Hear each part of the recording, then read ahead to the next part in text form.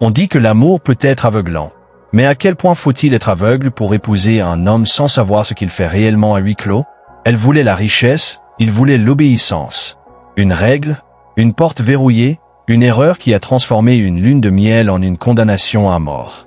Elle pensait avoir épousé un homme d'affaires, elle pensait avoir échappé à la pauvreté. Mais l'homme à qui elle a dit « oui » avait un secret qu'aucune femme ne devrait jamais découvrir. Et quand elle l'a découvert, elle n'a pas vécu pour raconter l'histoire. Était-ce de l'amour, ou était-ce juste un pacte avec le diable? Restez avec moi, car ce qui s'est passé ensuite vous laissera sans voix. Accueillir. Un immense merci à mes téléspectateurs et abonnés pour votre soutien afin de découvrir quotidiennement les histoires de crimes réels les plus captivantes, racontées et inédites. Abonnez-vous maintenant et restez informés. Qui était René Laurent? Son nom n'était écrit dans les livres d'histoire ni gravé sur aucun monument, mais dans les coulisses de l'Empire souterrain de Lyon, son nom avait un poids qui pouvait écraser quiconque osait le prononcer trop fort. René Laurent n'était pas seulement craint, il était intouchable. René a construit son empire brique par brique sanglante. Des échanges illégaux, des exécutions impitoyables et un réseau de combats clandestins de pitbulls aussi sauvages que l'homme qui les contrôlait. Ces entreprises ont prospéré non pas grâce à la chance, mais grâce à son contrôle implacable et inflexible. Ses ennemis n'ont pas seulement perdu, ils ont disparu, et tous ceux qui l'ont croisé n'ont jamais survécu pour raconter cette histoire. Son nom était murmuré dans les coulisses, ses ennemis le craignaient et son pouvoir n'avait aucune limite. Mais René était aussi un homme qui comprenait les apparences. Il portait des costumes sur mesure qui criaient à la richesse et sa personnalité publique le décrivait comme un magnate de l'immobilier charmant et influent. Pour le monde extérieur, il représentait une image de respectabilité. Pour ceux qui le savaient mieux, il était le visage de la peur elle-même. Et puis il y a Amélie qui deviendra sa femme. Elle n'était pas riche, elle ne vient pas du pouvoir. En fait, elle n'avait rien. Elle a grandi dans un monde où survivre signifiait travailler 2 ou 3 emplois justes pour garder la lumière allumée. Elle n'était pas spéciale, pas au sens où la société la définit, mais elle avait quelque chose qui attirait son attention. Ils se sont rencontrés dans un bar haut de gamme, dans lequel elle pouvait à peine se permettre d'être, mais elle n'était pas une invitée. Elle était une serveuse, se fondant dans le décor, servant des boissons à des gens qu'elle ne pouvait que rêver d'être. C'est là que René l'a vue pour la première fois. Elle n'était pas tapac sans grave l'œil. Elle n'essayait pas de se démarquer, mais sa beauté était impossible à ignorer. Il l'a poursuivie avec l'intensité d'un homme qui n'a pas l'habitude qu'on lui dise non. Amélie se méfiait au début, mais René Laurent avait le don de convaincre les gens de voir les choses à sa manière. Pour elle, ce n'était pas le coup de foudre, ce n'était même pas de l'amour du tout. Elle ne l'aimait pas, elle aimait ce qu'il représentait, l'argent, le pouvoir et une issue. Il lui a offert une vie dont elle ne pouvait que rêver, le luxe, la sécurité et la liberté du poids écrasant de la pauvreté, et elle n'a jamais rien remis en question. Amélie ne se souciait pas d'où venait sa richesse et elle ne lui demandait jamais. Elle savait qu'il était puissant, mais c'était là que s'arrêtait sa curiosité. Pour elle, l'ignorance n'était pas qu'un bonheur, c'était la survie. René a clairement fait comprendre dès le début qu'il n'était pas comme les autres hommes. Il l'a gâtée, lui a donné tout ce qu'elle pouvait désirer, des diamants, des vêtements de marque, l'accès à un style de vie qu'elle n'aurait jamais pensé avoir. Mais il y avait une règle, une chose qui ne lui donnerait pas, la chambre 108. La porte était toujours verrouillée et l'avertissement de René était simple. Allez où vous voulez, faites tout ce que vous voulez, mais n'entrez jamais dans la chambre 108. Au début, elle n'y a pas beaucoup prêté attention. Chaque homme avait ses caprices. Non, peut-être que c'était un débarras, peut-être un espace de travail. Quoi qu'il en soit, elle pensait que ce n'était pas son affaire. Mais plus il la prévenait, plus elle devenait curieuse. Amélie a ri de cet avertissement, pensant que c'était l'une de ses nombreuses excentricités. Elle pensait pouvoir le gérer, elle pensait qu'elle avait le contrôle, mais elle n'a jamais réalisé qu'elle n'était rien de plus que son prochain mouvement. René Laurent n'a jamais été un homme qui respectait les règles. Il vivait sa vie selon ses propres conditions, dictait chaque mouvement et veillait à ce que personne, absolument personne, n'ait le pouvoir de le remettre en question. Alors, quand est venu le temps de proposer, il l'a fait d'une manière dont lui seul pouvait faire preuve. Ce n'était pas romantique comme la plupart des femmes en rêvent, il n'y avait pas de balbutiements nerveux, pas de déclaration d'amour éternel en larmes, pas de mise à genoux. René Laurent n'a pas demandé, dit-il. Amélie travaillait ce soir-là au bar, l'endroit où il l'avait vue pour la première fois, où il avait décidé qu'elle serait à lui. Les mois entre cette première rencontre et ce moment avaient été un tourbillon. Des cadeaux somptueux, des vacances coûteuses, le genre de style de vie qu'elle n'avait autrefois vu que dans les magazines. Elle avait été présentée à des personnes qui opéraient à un niveau de richesse auquel elle n'aurait jamais pensé avoir accès. Mais la seule chose à laquelle elle n'avait jamais été présentée était le passé de René. Elle ne savait rien de qui il était avant qu'il ne devienne cet homme puissant et intouchable. Amélie n'a jamais demandé, elle s'en fichait. Il était son ticket d'or pour sortir d'une vie qu'elle méprisait, et elle n'allait pas gâcher cela en fouillant là où elle n'était pas à sa place.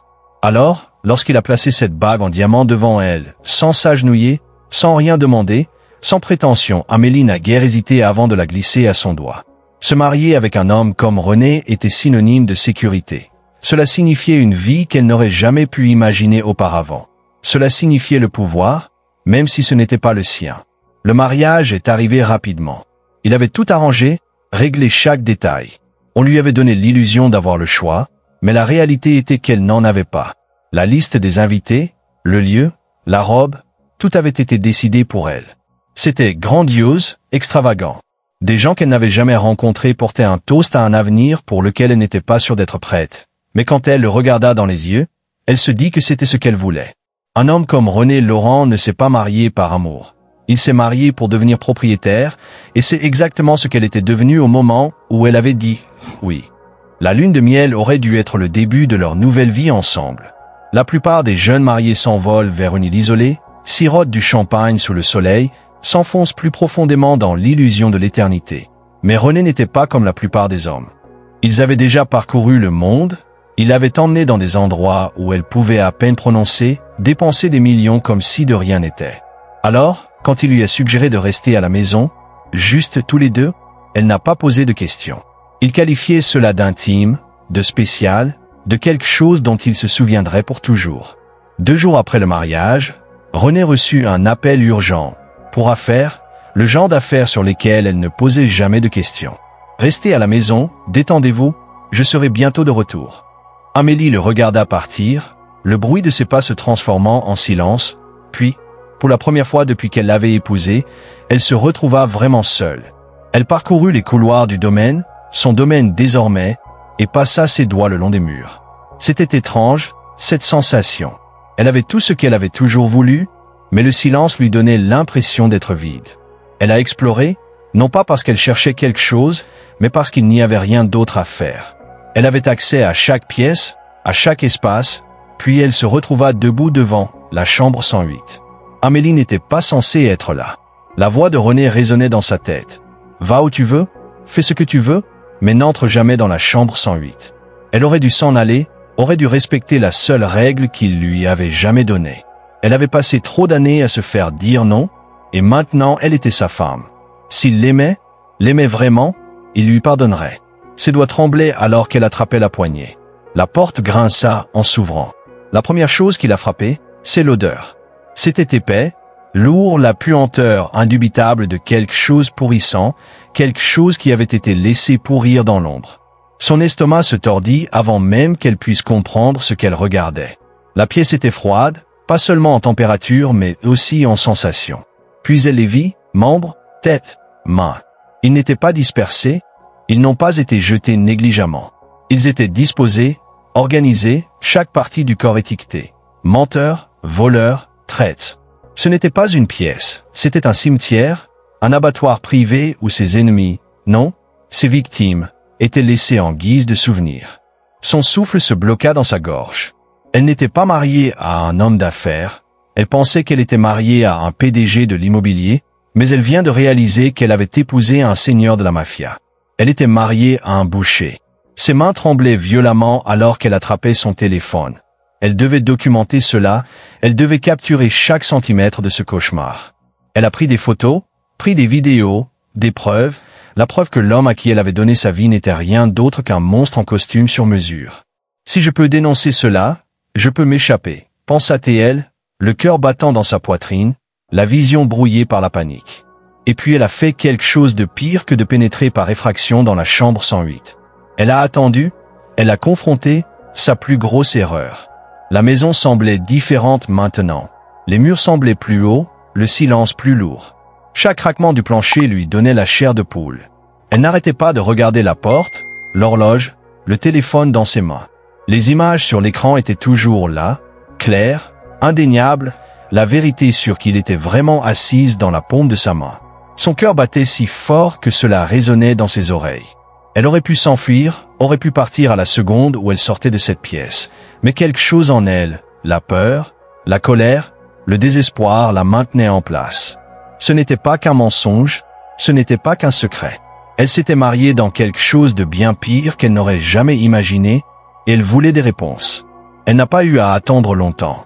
Le bruit de la voiture qui arrivait lui coupa le souffle. La porte d'entrée s'est ouverte et il était là. René Laurent, toujours vêtu du même costume impeccable qu'il avait laissé, se déplaçant toujours avec la même confiance calme et sans effort, comme s'il ne venait pas d'entrer dans une maison où sa femme avait découvert son plus grand secret.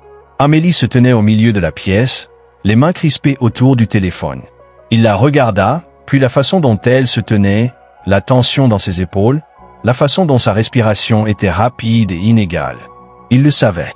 Elle ne dit pas un mot, n'essaya pas de se lancer dans la conversation. Elle a juste jeté le téléphone sur la table, l'écran toujours allumé, affichant les horreurs qu'elle avait capturées. Qu'est-ce que c'est que ça? Il n'a même pas baissé les yeux, il n'a pas bronché. Il a juste souri.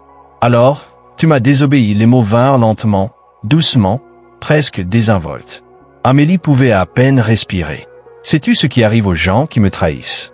Son sang se glaça. C'était réel, ce n'était pas un malentendu malsain. L'homme qu'elle avait épousé, l'homme en qui elle avait confiance, la regardait comme si elle n'était rien. Amélie força les mots, sa voix à peine ferme. « Je vais aller voir la police. » Et c'est alors qu'il rit, profond, lent, dangereux, non pas du genre de rire qui venait de l'amusement mais du genre qui venait d'un homme qui savait qu'il avait déjà gagné. « Tu penses que quelqu'un va te croire ?» Il fit un pas de plus. « Tu n'es qu'une fille de la rue, une autre étape, et cette ville me appartient. » Elle avait envie de bouger, de courir, mais elle était figée sur place. Puis sa voix baissa. « Pourquoi, mesdames, ne respectez-vous pas l'ordre ?» Ses yeux s'assombrirent, sa mâchoire légèrement serrée. « Tu n'es ni mon premier, ni mon deuxième. » Le poids de ces mots la frappa comme un coup de poing dans le ventre. « Je t'aimais. » Sa voix était presque douce maintenant, mais tu ne pouvais pas obéir à une simple instruction. Et à ce moment-là, Amélie savait qu'elle était déjà morte. Cette nuit-là, il était l'homme dont elle était tombée amoureuse, l'homme qui lui avait fait se sentir intouchable, l'homme qui lui avait promis le monde. Il lui sourit comme si rien n'avait changé, comme si elle n'avait pas brisé l'illusion de qui il était quelques heures auparavant.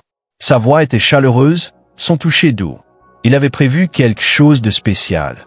Un dîner privé, rien que d'eux, une célébration de leur amour, une nuit qu'elle n'oublierait jamais. Elle s'assit en face de lui à la longue et élégante table à manger, le cœur battant dans sa poitrine. La lueur des bougies vacillait, projetant des ombres sur son visage, rendant plus difficile sa lecture. Il versa le vin, ses mouvements lents et délibérés. Il a parlé de l'avenir, des endroits où ils iraient, de la vie qu'ils construiraient ensemble. Elle se força à hocher la tête, à sourire. Elle ne faisait pas confiance à sa voix, elle ne croyait pas qu'elle pourrait empêcher la peur de s'infiltrer. Elle ramassa le verre, le tint entre ses doigts et essaya de ne pas laisser ses mains trembler. Elle ne pouvait pas lui laisser voir la terreur qui rampait sous sa peau. Il la regardait attentivement, attendant. Elle but une gorgée. Le goût était riche, d'où le genre de vin cher qui fondait sur la langue, mais quelque chose n'allait pas. La pièce autour d'elle semblait plus lourde, l'air épais et son corps devenait paresseux. Elle essaya de se concentrer sur son visage, mais sa vision vacillait, la lueur des bougies s'étirant en longues traînées dorées. Ses membres lui semblaient trop lourds, son esprit embrumé. Elle agrippa le bord de la table, essayant de se stabiliser, essayant de lutter contre l'attraction qui l'entraînait. C'est alors qu'elle réalisa, le vin, il l'avait drogué. Le verre glissa de ses doigts et se brisa contre le sol. La dernière chose qu'elle vit avant que l'obscurité ne l'engloutisse tout entière fut le visage de René, toujours en train de regarder, toujours souriant. Amélie se réveilla avec la sensation de terre froide sous elle, le corps raide, les poignets brûlants. Sa respiration était rapide et superficielle, son cœur battant à tout rompre dans sa poitrine. Elle essaya de bouger, mais quelque chose la retenait en place. Elle était attachée, un bâillon pressé contre ses lèvres, lui coupant la voix, étouffant le cri qui lui griffait la gorge. Elle cligna des yeux, sa vision s'adaptant à l'obscurité. L'air était humide, l'odeur de l'herbe et de la terre remplissait ses poumons. Puis elle l'entendit, un grognement sourd et guttural. Le son envoya de la glace dans ses veines. Elle tourna la tête, la panique s'installant alors que ses yeux se posèrent sur les silhouettes sombres qui l'entouraient, des ombres changeant dans la nuit, des corps puissants tendus et attendants, des yeux brillants dans la faible lumière, fixés sur elle. Les pitbulls, les biens précieux de René. Une présence se profilait au-dessus d'elle. Elle leva les yeux, le souffle coupé dans sa gorge. René se tenait là, les mains dans les poches, l'expression calme. Il n'y avait ni colère, ni remords, juste un amusement froid. « Tu voulais voir mon monde ?» Sa voix était douce et ferme. « Maintenant tu en feras partie. » Elle secoua la tête, les larmes lui piquant les yeux, ses cris étouffés perdus sous le poids du bâillon. Il a reculé, puis il a relâché les pitbulls. René Laurent était un maître de la précision. Il n'a jamais fait un geste sans l'avoir planifié dans les moindres détails. Ainsi, lorsque les pitbulls eurent terminé leur horrible tâche, il n'y eut ni chaos, ni hésitation. Ses ouvriers savaient déjà exactement quoi faire. Sans un mot, le nettoyage commença. La cour, autrefois un domaine immaculé et bien entretenu, a été transformée en une scène de crime silencieuse. Les chiens ont été éloignés, leurs gueules ensanglantées nettoyées, leurs cages verrouillées comme si de rien n'était. Le corps ou ce qu'il en restait avait disparu, dévoré, consumé. Les ouvriers se déplaçaient méthodiquement, veillant à ce qu'il ne reste aucune trace. Chaque élément de preuve a été nettoyé, chaque brin d'herbe vérifié. Le nettoyeur personnel de René, un homme dont personne en dehors de son entourage ne connaissait le nom, a tout géré avec la précision d'un chirurgien. Il avait déjà fait cela auparavant, il savait comment faire disparaître le sang comme s'il n'avait jamais existé. Au moment où le soleil s'est levé, la cour semblait intacte, comme si les horreurs de la nuit précédente n'avaient été qu'un cauchemar. René se tenait près de la fenêtre et regardait le nettoyeur charger les derniers outils dans un camion banalisé. Son visage était calme, indéchiffrable. Pour lui, ce n'était qu'un autre problème réglé, un autre problème résolu. Il se versa un verre de whisky, le liquide ambré tourbillonnant dans son verre, et but une longue et lente gorgée. Lorsque la famille d'Amélie appelle, inquiète après des jours sans contact, René a déjà son histoire toute prête. Il répondit au téléphone avec le même charme qu'il avait autrefois conquise, sa voix empreinte de juste ce qu'il fallait de tristesse. « J'aurais aimé savoir où elle était, » dit-il, le ton chargé de regret. « Nous nous sommes disputés, elle est distante depuis le mariage. Je lui ai tout donné et elle est partie, a pris l'argent du coffre-fort et s'est enfuie. Je pense qu'il y a un autre homme. Je suis désolé. » Les mots ont été soigneusement choisis, destinés à éloigner de lui les soupçons. Il a dressé le portrait d'une femme gâtée et ingrate qu'il avait trahie après tout ce qu'il avait fait pour elle. Pour sa famille, c'était déchirant. Pour la police, il s'agissait simplement d'un autre cas de femme qui s'enfuyait, laissant son passé derrière elle. L'influence de René a fait en sorte que personne n'insiste trop. La police a pris sa déclaration et l'a classée sans trop réfléchir. Dans une ville où il tenait les rênes du pouvoir, personne n'osait le remettre en question. Aux yeux du monde, Amélie n'était qu'une autre femme disparue dans les airs. Mais René, malgré toute sa planification minutieuse, a commis une erreur qu'il n'a pas vue venir. Un de ses ouvriers surveillait tranquillement, attentivement, et à son insu, ils avaient tout enregistré. Ce travailleur n'était pas simplement un autre membre de son équipe. Vivienne Delacroix travaillait sous couverture et rassemblait des preuves contre lui depuis des mois. Elle avait vu trop de gens entrer dans le manoir de René et ne plus jamais en ressortir. Elle avait été témoin des schémas, des murmures, de la peur dans les yeux de son personnel, et lorsqu'elle réalisa ce qui était arrivé à sa dernière victime, elle sut qu'elle devait agir. Le manoir de René était une forteresse. Chaque pièce, chaque couloir, chaque recoin du domaine était surveillé par un réseau complexe de caméras. Sa sécurité était si stricte que même les appels téléphoniques passés par son personnel étaient enregistrés et examinés. C'était un système conçu pour le protéger, pour garantir que personne ne le trahirait, mais il jouait également contre lui. Vivienne savait comment s'y retrouver dans le système. Elle l'avait étudié, découvert ses faiblesses et trouvé des moyens de cacher ses traces. La nuit du meurtre, Vivienne a secrètement enregistré les événements, stockant les images sur un appareil caché. Elle ne pouvait pas le sortir elle-même de la maison, la sécurité de René l'aurait trouvé. Au lieu de cela, elle l'a caché dans l'un des camions de livraison qui apportaient de la nourriture et des fournitures au manoir. Le camion effectuait ses tournées de routine, quittant le domaine sans soupçon. Dehors, attendant dans un endroit sécurisé, une équipe de détectives a récupéré les preuves. Ce qu'ils ont découvert était accablant. Il ne s'agissait pas d'une seule victime. Renée avait déjà fait ça. Elle n'était pas la première femme à tomber dans son piège, à enfreindre ses règles, à payer le prix ultime. Elle était la troisième. Les preuves en main, les détectives les ont transmises à la DGSI. Il ne s'agissait pas d'une police locale corrompue que Renée pouvait manipuler. C'étaient des gens qui ne pouvaient pas être achetés, des hommes et des femmes qui avaient suffisamment vu ces crimes pour savoir qu'ils ne pouvaient pas fermer les yeux. L'attaque sur son domaine a eu lieu rapidement, aux petites heures du matin, alors que la maison était encore plongée dans l'obscurité. Des SUV noirs entouraient la propriété, des agents armés ont pris d'assaut les portes, leurs mouvements précis et imparables. Pour la première fois de sa vie, le pouvoir de René Laurent ne voulait rien dire. Ils trouvèrent la chambre 108. La porte était verrouillée, comme cette nuit-là, mais cette fois, personne ne les empêchait de l'ouvrir. Ce qu'ils ont trouvé à l'intérieur était suffisant pour réduire au silence même les agents les plus endurcis. L'odeur de la mort persistait, les restes de ses précédentes victimes toujours méticuleusement disposés, membres, têtes, mains, tous étiquetés, tous catalogués, un témoignage grotesque du règne de terreur de René. La preuve était indéniable. Son empire, bâti sur la peur et le sang, s'est effondré en un instant. René Laurent, l'homme qui se croyait intouchable, a finalement été dévoilé pour ce qu'il était vraiment, un monstre.